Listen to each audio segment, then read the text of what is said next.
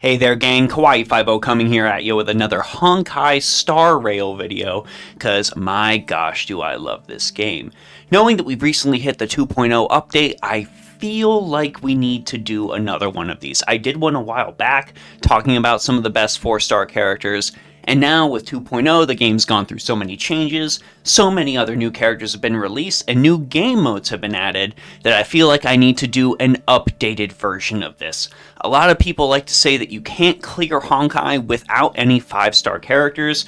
Well, I'm hoping going over the kits that these characters have will absolutely prove those people wrong, because I have definitely done plenty of 4-star only runs on difficult content to great success. Hopefully this video ends up helping you out, maybe helps you consider building that 4-star character you've had sitting on your bench. If it does, please go ahead, like and subscribe, because that would really help me out as well. So the first character I want to mention is a character everyone will get no matter what, and that is Chincha. I know you might have initially saw this character and considered her an entire meme character because she is RNG based. However, Chincha ends up becoming one of the most potent damage dealers in the entire game, in a element that is very sought after, that being Quantum. Chincha is a very consistent and powerful character, and it seems like she is going to continue to get better in the future. And honestly, I really do see that happening with the release of Sparkle in the future. It's going to be very helpful. However, the thing with Chincha is that she is not a character that can be left on auto. She will not be entirely effective if you're auto battling with her. You're actually going to have to play the game and use her. So if you're building a team to auto farm, maybe consider using somebody else. But Chincha's got a lot of very potent damage dealing. She is strong, flexible, very powerful in a hyper carry setup, which for the new players is one where you just stack every single buff you have on one single character and push their damage to the maximum limit. And Chincha absolutely fulfills that. She is also one of those weird characters that is actually both a destruction and an erudition one. I know she plays like an erudition character, but when it comes to destruction stuff, she can also play like a destruction character. Based on how many tiles you draw and what you need to do, she can adjust and adapt on the fly. It is really absolutely marvelous. So if you feel like you are missing out on a damage dealer on a secondary team, you need somebody to really focus on with Memory of Chaos, Chincha is gonna be your pick. And with every single Eidolon level you get for her, she gets even better and better until reaching that coveted Eidolon 6, where she is just an absolute monster. Another character we need to talk about that everyone gets is Hera. Hera, the meme character. Hera, the absolute garbage character. Hera, the character nobody ever wanted to get ever. She was almost as reviled to have show up in your summons as Yon King. But then the Pure Fiction endgame content came out, and in Pure Fiction, Hera is indisputably the absolute best character you could possibly run in that. Her follow-up attacks are absolutely absurd, and she is able to hit every single enemy that shows up that she is fighting. So you are going to see your Hera, even at Eidolon 0, absolutely clearing out Pure Fiction every single time that bracket is reset. She also is a very serviceable AoE damage dealer when you are fighting long waves of enemies rather than single bosses. You're not going to want to bring her along in a single target scenario where you are fighting one big boss, because that's not where she shines. That's not what she's designed to do. But if you're fighting a bunch of little guys, well, Hera is absolutely going to obliterate them. So the next 3 characters I'm going to mention here, you could actually potentially run them together in Simulated Universe. A Nihility team made up of all 3 of these characters is very possible, and having run it myself and seen its potency, I would highly recommend doing it at the bare minimum to give it a try. The first character we're going to talk about is Luca. Luca is a great physical-based single-target damage dealer that is able to inflict bleed upon his opponents. Luca in general is actually really solid to build, and I feel like he's going to be one of those characters who ends up getting even stronger as the game goes on. So I really feel like I needed to mention him here. He's got a great ability to inflict bleed. There's an upper limit on that, but when it comes to other characters that benefit off of an enemy having a dot on them, or for the potential future bleed setups, I feel like that's going to be a team archetype in the future, Luca is an excellent pick. He's got damage amplification built into his ultimate, which allows the rest of your team to deal extra damage, and he doesn't need any sort of critical damage, since most of his damage comes from his bleed. So gear that you would usually consider junk on other characters, even other Nihility characters, throw that on Luca. He will be absolutely fine with that. It's really strange considering he's able to hit people immediately, but the damage, the true brunt of the damage, isn't felt until after the fact. お前はもう死んでいる。NANI?! Overall, I've got to say, you need to level up your Luca, even just to prepare for the future. I am using him, and he's a lot of fun. Another character I see ranking great on Nihility teams, and one that is a really good pairing for Gacha, especially if you don't have Black Swan. I know I mentioned a 5-star character. Forgive me, but it has to be mentioned when talking about Gwen. Gwen is a really good support character. Her debuffs overall inflict an enemy where they are able to take increased damage, and she can stack that up to 3 freaking times. She can also easily apply her dots to many enemies at once. Gwen in general is a universally appreciated character, and her debuffs are very potent and can easily increase your overall team's damage. She is consistent, she has high damage output, and she can proc a burn dot on all of her enemies. So there's a lot of characters, both 5-star and 4-star, that take especially good advantage of burn. Gwen can easily enable that. Seriously, if you enjoyed her in the Ghost event, you're going to want to go ahead and level her up as well, because she will be a very good character on your team. Just keep in mind that she needs a lot of investment to be truly potent. So really make sure you're putting as much as you can into Gwen's traces, her relics, and grab whatever Eidolons you can. Maybe potentially one of the free Gwen's you get from Penacony. Maybe grab another Eidolon on her just in case. That's definitely what I did. Now, you may hate him, I get it, but Sampo is actually a great pick for Nihility teams.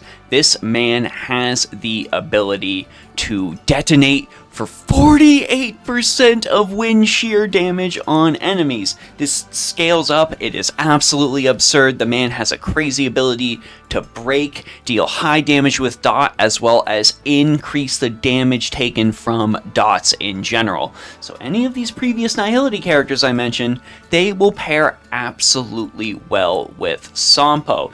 The really big downside when it comes to Sampo is a lot of people really dislike him for good reason, and I'll agree with you there. As a character, I'm not a super huge fan of Sampo himself, just as a guy. Know your fucking place, trash! But you can at least try to enlist his services and get yourself a very powerful Nihility character that will make all of your other Nihility characters stronger. Now, we spoke about a quantum damage dealer earlier on, but this other quantum damage dealer really deserves a bunch of special note, and that is Jou Yi. Jou Yi absolutely obliterates, shreds, and decimates any sort of quantum weak foes. She is very powerful in that regard. The problem is that she doesn't necessarily deal that much damage against anyone else. You basically need your opponent to have quantum weakness for her to be valuable. So if you don't have a Silver Wolf, unfortunately, any other character is going to be a better pick than Jou Yi. But if your opponent has quantum weakness, Jou Yi is truly monstrous. She scales with break effect, and Quantum's break effect is one of the best break effects in the entire game, so it absolutely is going to be beneficial to use her in those quantum scenarios. On her ultimate, she has some of the strongest, if not the strongest, single-hit toughness damage in the game, and she deals vastly more damage the more toughness damage your team overall can inflict. Pair those things together, and you have a quantum character that is inching towards Sayla levels, though she's definitely not going to beat her. I mean, that character is still ridiculous despite being released on launch. The big thing that holds Jou Yi back, and one of the things that need to hold Jou Yi back, is again, if she's type mismatched, you are not going to be able to deal damage nearly as effectively. But if your opponent is Quantum Weakness, there is almost nobody better to call than Jou Yi. Now, I've been using this character consistently since I got her, and she definitely deserves mention with how much she's shown up on my team, and that is Pela. Pela is amazing. Pela is fantastic. She has a universal defense shred on every single enemy. I really don't even feel like I need to say more. Her ultimate is just that freaking good. And because defense shred works in absolutely any situation on absolutely anybody, you can slot Pela into absolutely any team if you find that your damage is lacking, and she will excel no matter what. I know it might seem like I might be glossing over her, not necessarily saying as much, but not much else needs to be said.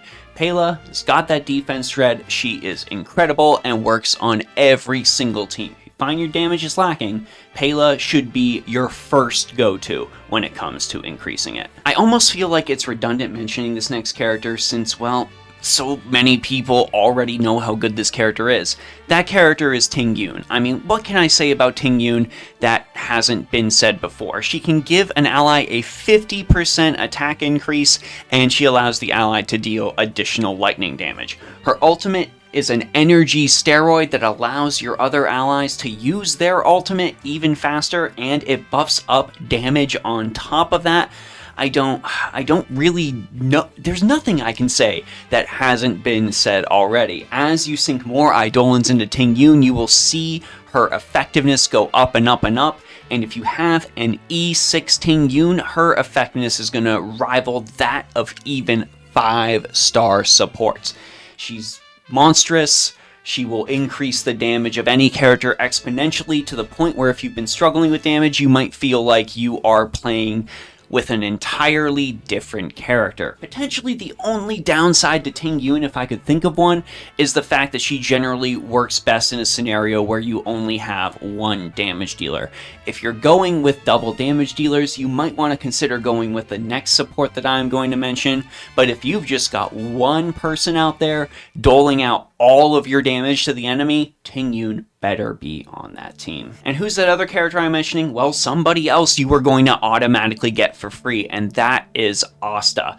It is a godsend that people get this character super early on, because she is a truly universal support character that might be a little better when your enemy has fire weakness, but overall in general, she's just great. She provides things that basically any team would love to have. Give everybody more speed? Cool, great. Has the ability to just exist and end up giving your allies attack boosts just for being on the field? That is absolutely nutty. If your enemy is weak against fire, well, you're gonna get a surprisingly potent amount of break damage from Asta's skill itself. It is actually very, very silly when I am running Asta with my Himiko. Just one Asta round against any sort of opponent, and boom, Himiko is already ready to hit with her follow-up attack. And that's just a best case scenario. Worst case scenario, your enemy's broken, and while Asta is providing everybody with the speed to keep attacking and the overall damage to, obliterate their opponent, she's also broken the enemy, and the rest of your team can just go to town on them. Asta is great. You should absolutely be leveling her if you are new to Honkai Star Rail, and she should be a staple supporter in your team if you don't have any other 5-star supporter.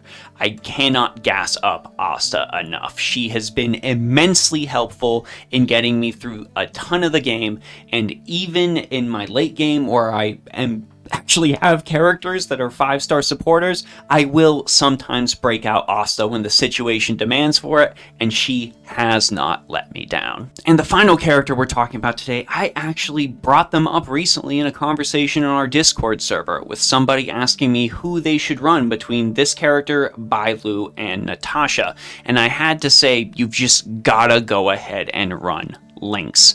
Lynx, our resident canned fish enjoyer, is an absolutely stellar healer, to the point where if you don't have anybody else, if you have Bailu, if you have Natasha, or if you just have only to choose between Natasha and Lynx, you should be choosing Lynx every single time. She used to be a no guarantee to get her character. They did recently have some stuff where you could just get Lynx no matter what, so a lot of people will probably have her sitting on the bench and may not necessarily be using her, and that is their failing. Lynx can be extremely SP positive. She's got AoE heals with an AoE cleanse on her ultimate, something Bailu doesn't have that really ends up holding her back in terms of being a healer. She is overall stronger than Natasha and incredibly accessible. There are going to be so many situations where you might have been using a different healer, but Lynx coming in to save the day between a strong AoE heal and a cleanse, you are going to be using her even in Memories of Chaos and pure fiction content. She is just that strong. If you are lacking some of the crazier mitigation options in the game, we're talking Luocho, we're talking Fuxuan, then Lynx should absolutely be your go-to. If you haven't leveled her yet, please definitely go ahead and make that investment. And that's about all I got for you, everyone. I really felt like redoing this list was very, very important. The most surprising thing for me as I was going through and checking performance both on my own and aggregating stuff from several different sites, I was surprised how many characters that launched at the beginning of the game are still super viable and super good. And I know you can make the argument Star Rail's less than a year old, you know, that might end up changing down the line, and it very well might. But I don't know, with the way a lot of these characters seem designed, with a way a lot of care is put into the vast majority of the designs, I really feel like there's a lot of characters that will just hold their own, unless distinctly better options that do the exact same thing as them end up coming out. Star Rail has consistently impressed me with the quality of its 4-star characters, and it has made me very, very happy to continue playing it. It is one of those games where even if I know I'm only getting a 4-star character, if I don't have them at Eidolon 6 already, I am genuinely excited to see them show up, and I can't wait to see what other 4-star characters Star Rail has to throw our way. Let me know who your favorite 4-star character from Star Rail is down in the comments section below, and just let me know in general how you are enjoying the game. I'm having a great time with Penacony. That's part of the reason why I wanted to make this video, and I hope you're also having a great time too. Anyways, gang, that's it for me, Kawaii50. Check the Discord, Patreon, and Ko-fi down in the description. Thank you for watching the video this far, and I'll see you all in the next one.